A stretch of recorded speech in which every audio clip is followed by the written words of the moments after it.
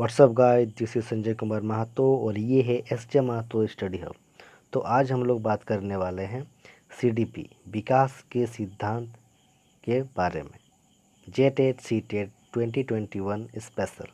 ठीक है, तो चलिए बिना समय गवाए हम लोग शुरू करते हैं। तो चलिए पहला देखिए विकास का सिद्धांत। जब बालक विकास की एक अवस्था से दूसरी अवस्था में प्रवेश करता है तब हमें उसमें कुछ परिवर्तन दिखाई देते हैं। जाहिर सी बात है, जब कोई बालक एक अवस्था से दूसरी अवस्था में प्रवेश करेगा तो हमें उसका विकास में जो परिवर्तन दिखाई देगा। ठीक है, परिवर्तनों में पर्याप्त जो है निश्चित सिद्धांतों का अनुसरण करने की प्रवृत्ति होती है। परिवर्तनों में निश्चित सिद्धांतों का अनुसरण करने की प्रवृत्ति होती है और इसे ही हम लोग विकास का सिद्धांत कहते हैं।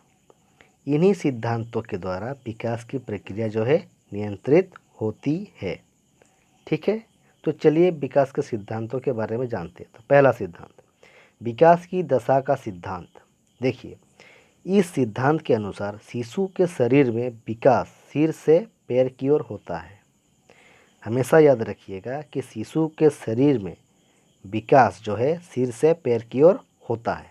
ठीक है, दूसरा देखते हैं, मनोवैज्ञानिकों के इस विकास को मस्तकेंद्रोमुखी कहा है।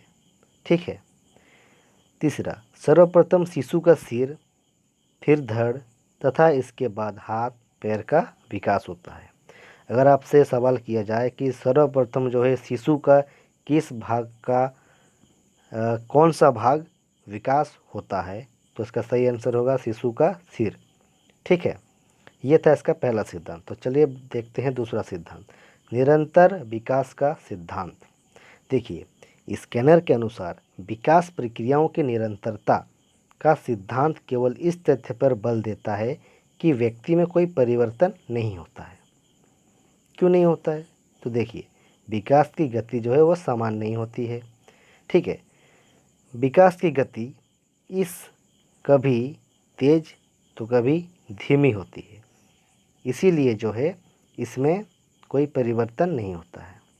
देखिए, जब कोई बच्चा जन्म लेता है, ठीक है, तो उसके विकास की गति जो है एक समान नहीं रहती है।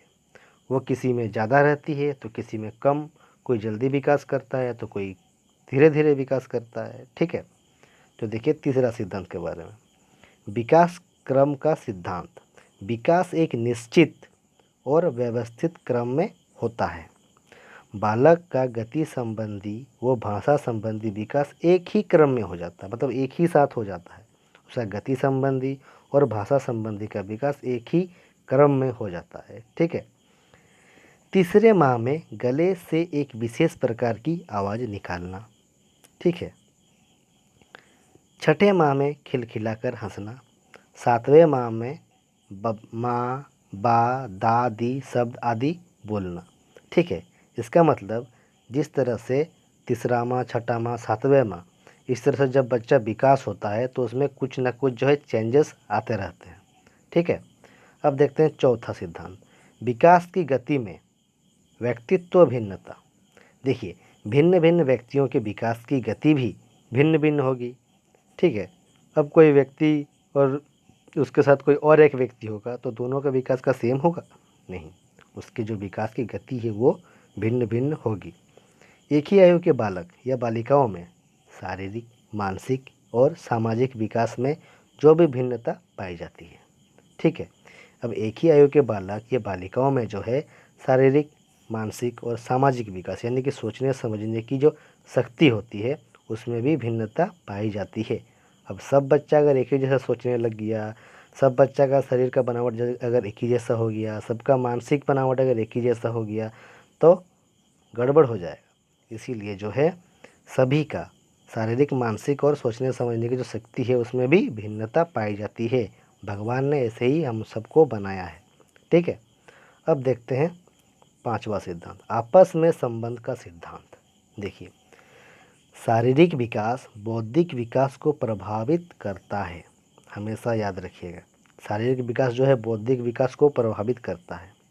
किसी बालक के शरीर, मानसिक एवं संवेगात्मक पक्ष के विकास में परस्पर संबंध होता है।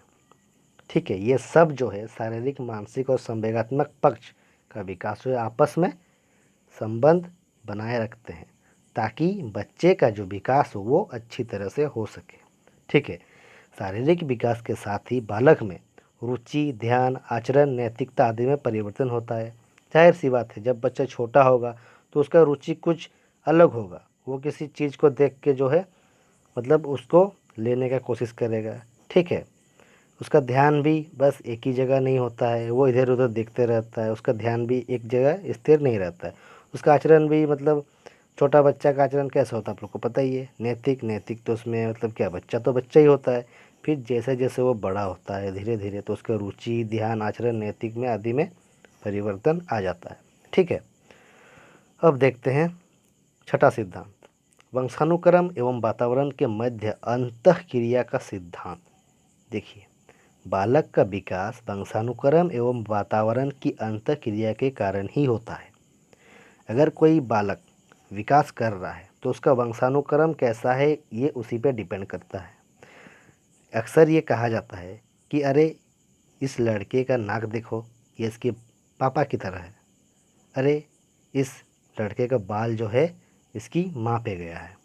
अरे इस लड़का का या फिर लड़की का चाल जो है इसका दादाजी या फिर नाना जी पे गया है। ये क्यों कहते हैं? क्योंकि उनका वंश का ही एक अंश जो है उस बालक में भी विद्यमान रहता है। ठीक है। और वातावरण, देखिए वातावरण के साथ भी अंतःक्रिया करना ज़रूरी है। वातावरण यानी कि जिस वातावरण में वो रहता है वहाँ का माहौल कैसा है ये भी बहुत डिपेंड करता है उसके विकास पे। ठीक है। दूसरा देखते हैं, वंशानुक्रम और वातावरण की अंतःक्रिया अगर नहीं होगा तो शिशु सही से विकास नहीं कर सकता है। क्लियर बात है?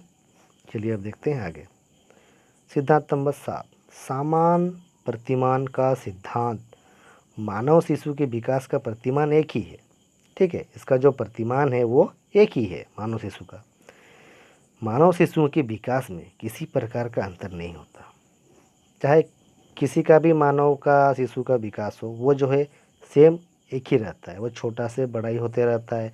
उसके जो है शारीरिक, मानसिक, संवेगात्मक, सोचने समझने की शक्ति, ठीक है, नैतिकता, इन सब में जो है कोई अंतर नहीं होता है। कोई अच्छा होता है, कोई बुरा होता है, लेकिन विकास जो है वो एक ही प्रकार होता रहता है। ठीक है।